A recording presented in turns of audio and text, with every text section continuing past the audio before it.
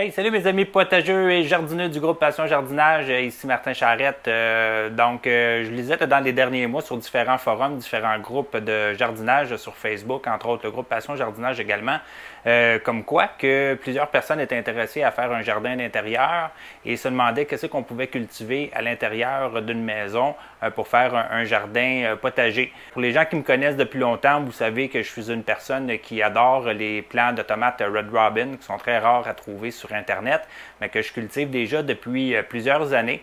Il y a environ un mois et demi, 2 mois, on va dire 2 mois, j'ai planté mes premières semences à l'intérieur en prévision de l'hiver. Puis j'ai le goût de vous montrer de quoi ça a l'air. On voit mes plantes ici. On voit déjà que j'ai des petites tomates qui s'en viennent. Puis j'ai des super de beaux résultats jusqu'à date. On peut voir plusieurs tomates et tout. Donc au total, là, comme ça, si je ne me trompe pas, ouais, c'est ça, j'en ai 10 que je cultive sous des néons LED, qui ne sont pas des néons standards, mais vraiment des néons LED qui consomment un petit peu moins d'énergie que les néons traditionnels qu'on connaît. Ce sont des néons de 4000 K, 4000 Kelvin si vous préférez, donc qui ont un spectre qui est entre la floraison et la croissance. Ce ne sont pas des néons spécifiques que j'ai achetés pour faire de la culture de plantes comme telles. Ce sont des néons que j'ai achetés chez Costco il y a quelques années de ça, peut-être l'année passée ou l'année d'avant, je ne me rappelle plus. J'avais eu un excellent prix, là, ça m'était revenu des alentours de 14 $ pour 2, donc ce qui valait vraiment la peine. Fait que j'avais décidé de les essayer et en termes de réduction d'électricité, ça a réduit de moitié ma consommation d'électricité en rapport au néon traditionnel.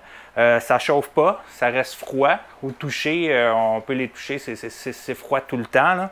Et moi, j'en ai 8 comme ça que je dispose ici dans un coin de ma cuisine pour pouvoir cultiver mes tomates Red Robin, mes fines herbes. Puis je veux également aussi, d'une journée à l'autre, planter des radis, puis également des carottes pour l'hiver. Ça va être la première fois que je vais faire pousser ça à l'intérieur, puis j'ai le goût de voir qu'est-ce que ça va donner. Et donc, tout ce petit système-là est branché à une prise de courant Wemo Insight. Je ne sais pas s'il y a des gens qui connaissent ça. C'est des prises de courant Wi-Fi qu'on peut contrôler à distance, sur lesquelles on peut également programmer l'heure de départ, l'heure de fin. On peut les mettre en mode absence. Et l'avantage aussi de la prise de courant Wemo Insight, c'est qu'on peut également savoir la consommation d'électricité des appareils qui sont branchés. Donc, dans le cas de ceux-ci, et je vais vous montrer un exemple à l'écran, ça consomme environ 265 watts pour mon setup au complet. Les néons qui consomment le plus, c'est sûr que les néons LED consomment quand même pas mal là, parce que j'en ai 8, puis à ça inclut également la ventilation.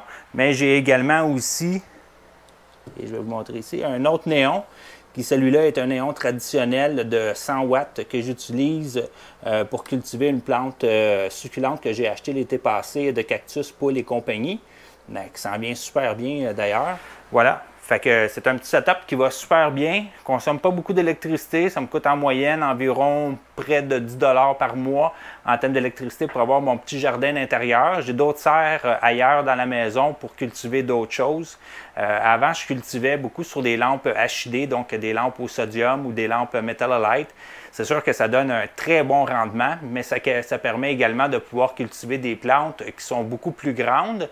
Mais il y a quelques années, j'ai décidé de choisir des plantes qui étaient adaptées pour la culture intérieure, que je pouvais cultiver sous des néons parce que ça consomme moins d'électricité, ça chauffe moins, c'est moins d'entretien, moins dangereux pour les risques d'incendie et tout. Donc pour moi, le néon était vraiment un choix privilégié que je voulais essayer et que j'utilise déjà depuis 2-3 ans. Puis, je peux vous dire que oui, on peut faire une culture de jardin intérieur en dessous de néon. Puis, c'est ça. Fait que généralement, quand on veut cultiver à l'intérieur, on va utiliser durant la période de croissance des néons de 6500 Kelvin. Et quand on va tomber en floraison, on peut descendre jusqu'à 2500 Kelvin. Mais je vous dirais qu'avec les néons que j'ai là, j'en achète un qui est entre les deux, qui est 4000, qui me donne un excellent rendement au niveau de la croissance, puis également un excellent rendement au niveau de la floraison. Fait que pourquoi payer une fortune en allant acheter des T5, en allant acheter des lampes HID ou des trucs du genre quand on veut seulement cultiver des petites tomates ou des fines herbes ou des plantes qu'on n'a pas besoin d'avoir d'avoir de grosses lumières, puis qu'on n'a pas besoin beaucoup d'investir. Donc un setup comme celui-là m'a coûté peut-être environ 200 $ au complet, incluant les ballasts, les néons LED et tout. Puis je vous dirais que j'ai un excellent rendement, pas mal en tout temps. Donc c'est à regarder pour les gens qui se demandent de quoi ça a l'air la prise de courant Wemo. Ça a l'air de ça ici. Donc, c'est tout petit, c'est pas gros. Puis, comme je vous dis, ça vous permet d'avoir beaucoup d'informations sur votre culture, donc le coût, la consommation et tout. Vous pouvez les éteindre à distance au besoin. Vous pouvez modifier la plage horaire de fonctionnement également. Donc voilà, je voulais vous faire une petite présentation d'où est-ce que j'en suis rendu avec mes tomates Red Robin. Si vous avez aimé la vidéo, évidemment, n'hésitez pas à l'aimer et à la partager.